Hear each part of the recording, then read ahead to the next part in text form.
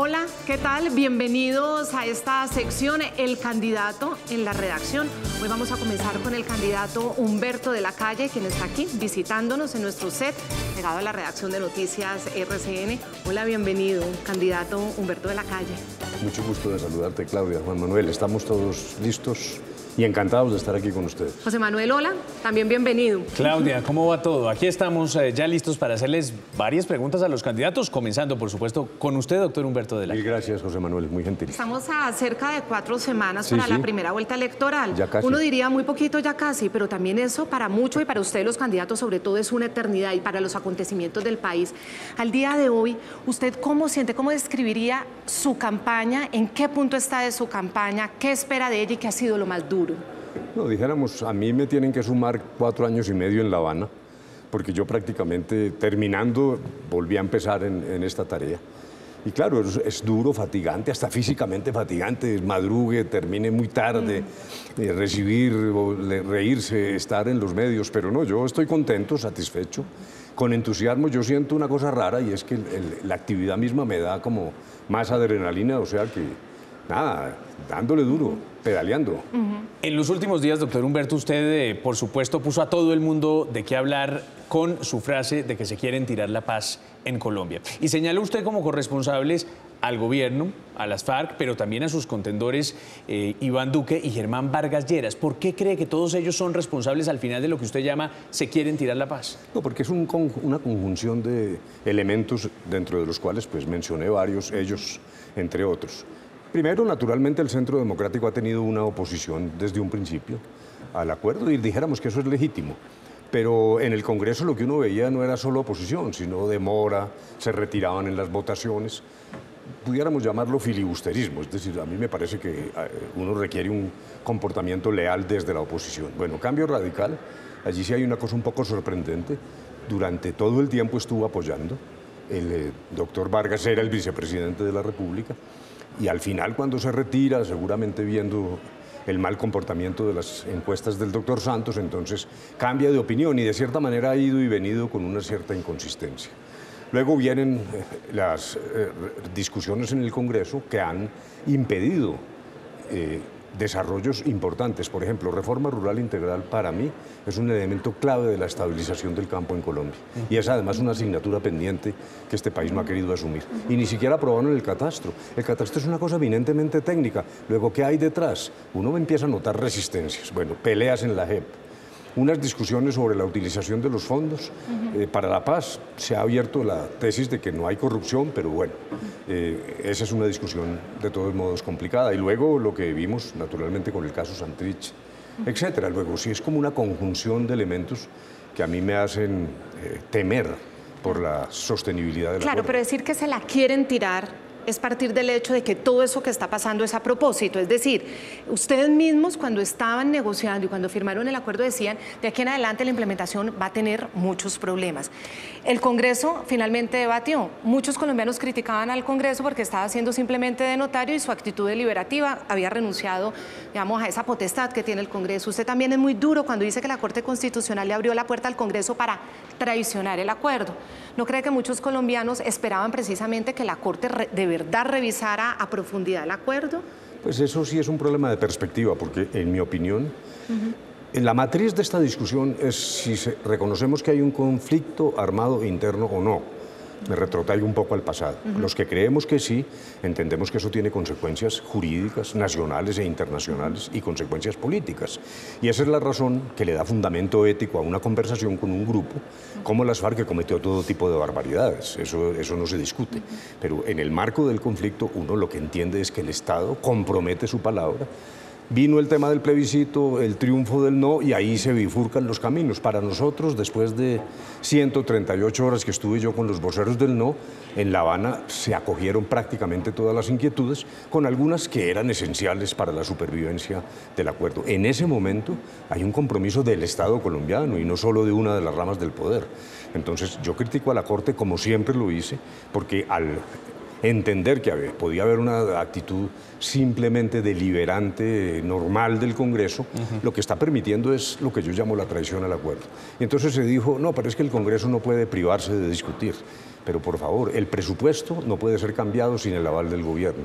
El plan de desarrollo también, o sea, ni siquiera en el derecho ordinario eso es tan novedoso. Aquí hay un compromiso. Quiero trasladar esta discusión al cerebro, llamémoslo, del ELN. Fíjate que cómo va a ser la interpretación del ELN de lo que está pasando. Dice, no, el Estado me llama, me sienta, hacemos un acuerdo, dejamos las armas y luego volvemos a empezar a discutir lo que se discute. Pero, doctor Humberto, ¿no es un mejor acuerdo efectivamente el que ya ha resultado de las discusiones del Congreso de la República, del examen de la Corte Constitucional con las precisiones que le hizo? Sí, yo he encontrado que hay precisiones razonables, pero incluso algunas que resuelven problemas y no se quieren dar por resueltos, porque esa sí es como la ley del embudo. Ejemplo, la queja de por qué van al Congreso estos señores sin pasar por la JEP. Primero, siempre lo he repetido 1000 veces, el compromiso en el acuerdo era tener lista la JEP el 23 de febrero del año pasado. Luego no había limbo.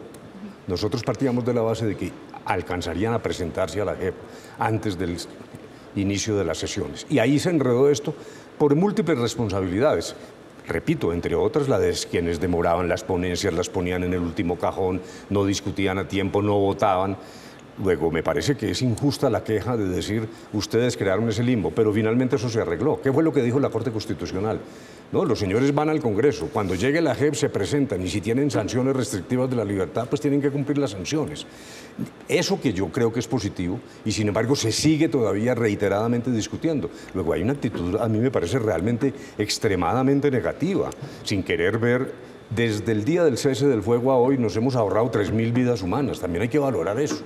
Luego no, yo entiendo las diferentes posiciones, pero yo lo que quería era inducir una reflexión nacional, incluso más allá de lo electoral, incluso a riesgo de que eso me haga daño, como lo dije en mi declaración. Usted dijo que a pesar de sus asesores estaba haciéndolo porque, esa declaración. Porque yo me siento en la obligación de elevar una voz. A mí me parecería realmente desastroso para Colombia que regresáramos a la confrontación de antes. Me parece que ese es un error. Y en esa intención de tirarse la paz, ¿cuál ha sido el papel de las FARC? Porque usted habla de que no han sido suficientemente capaces de generar empatía. ¿Pero usted no cree que también han pasado los límites y han abusado como de esa ventana que los colombianos les abrieron para creerles, para poder apoyar incluso su mismo proyecto? ¿Cuál es la responsabilidad de las FARC en esto? Ellos llevan del bulto para mí también, sin duda, incluso desde antes. Bueno, lo primero, si son ciertas las acusaciones contra Santrich, pues eso es aterrador. Yo me sentiría realmente defraudado y creo que además de un delito sería una traición. Yo casi digo que una traición a la patria, un desastre. Bueno, eso lo sabremos. Pero desde atrás, voy a decirles, la serie de errores de las FARC. La demora en La Habana deliberada, quemando tiempo, esperando que qué pasaba en Venezuela, que si Chávez se moría, que Maduro, fue arrimando el proceso a los temas electorales. Y me parece que eso hizo mucho daño, comenzando por el plebiscito. Eso fue un error que yo le atribuyo a las FARC. En segundo lugar, la falta, yo dije empatía con la opinión pública, pero la falta de conmiseración con las víctimas. Esa cosa arrogante, el quizás de Santrich, pues claro que eso tiene que irritar a los colombianos. Luego, de alguna manera, sí era como una especie de desafío a la opinión pública, muy poca valoración de lo que llamamos opinión pública. Y luego siempre una actitud ultranegociadora, buscando ventajas. A mí me parece que el acuerdo es el acuerdo correcto en la medida en que puso fin al conflicto. Sí. Pero las FARC tienen que cumplir también. Yo no estoy reclamando solo el cumplimiento del Estado. Sí, doctor Humberto, ha mencionado usted el caso de Jesús Santrich, que nos ha ocupado en buena parte de la agenda a los medios de comunicación y a los colombianos. Usted ha dicho que la Corte Suprema de Justicia tiene que evaluar con mucho cuidado las pruebas en el caso de Jesús Santrich. ¿Acaso es que usted no confía mucho en lo que dicen tener los Estados Unidos, en las pruebas que ellos han presentado? No, me parecería tan arriesgado decir eso como no tomar precauciones. En el fondo, esta es una discusión, a mí me sorprende, y veo que hay unas estructuras mentales muy arraigadas en los colombianos y hay falta como cierta apertura mental. A ver, lo primero, no sabemos si hay algún tipo de debilidad en la argumentación o en la recopilación de pruebas de la DEA. Justamente, exactamente por eso digo yo, tengamos esa certeza, tengámosla los colombianos. No es esta una extradición ordinaria o habitual. Yo pienso que eso es de bulto. Extraditar a uno de los comandantes de las FARC no es como extraditar cualquier ciudadano narcotraficante. Nosotros tenemos un sistema de simple chequeo formal y rinde cuentas ante la justicia norteamericana. Eso yo mismo lo he defendido, lo defendía en la Constituyente. El doctor Vargas, a propósito, dijo una falsedad. Dijo que yo me había ausentado de una comisión. No, yo hablé en la plenaria defendiendo la tesis de mantener viva la extradición de ciudadanos colombianos. Muy bien, entonces, primero, certeza, eso es todo una cosa elemental. Cualquier Estado lo haría. Entre otras cosas porque hay una potestad final, que es del presidente de la República.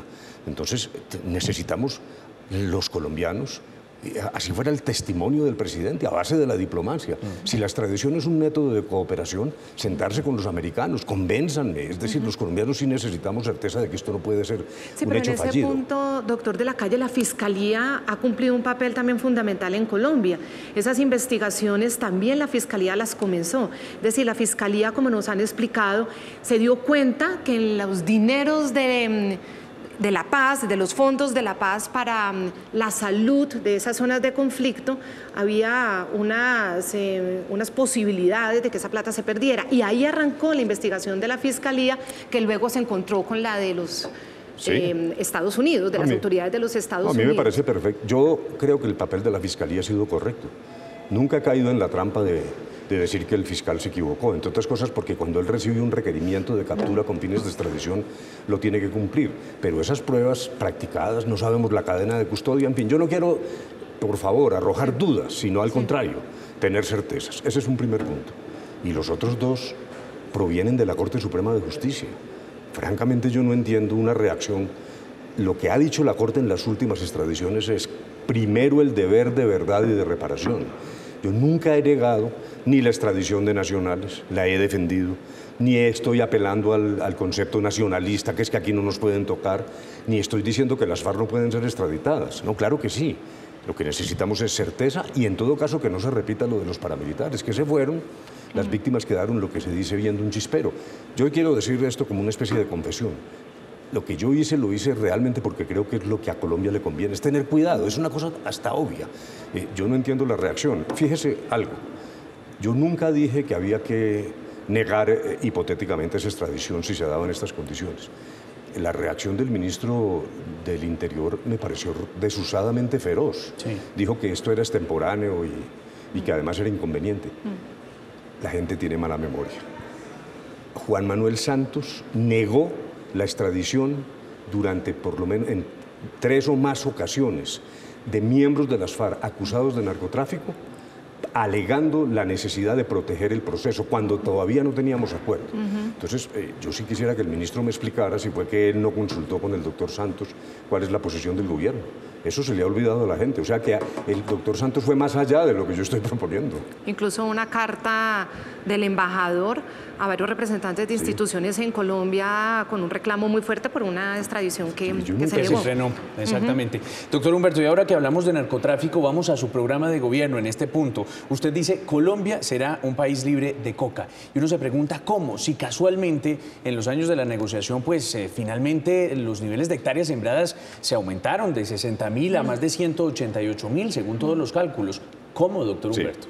Bueno, en esto yo siempre suelo distinguir entre el narcotráfico y los cultivos, porque me parece que son dos cosas que exigen tratamientos distintos.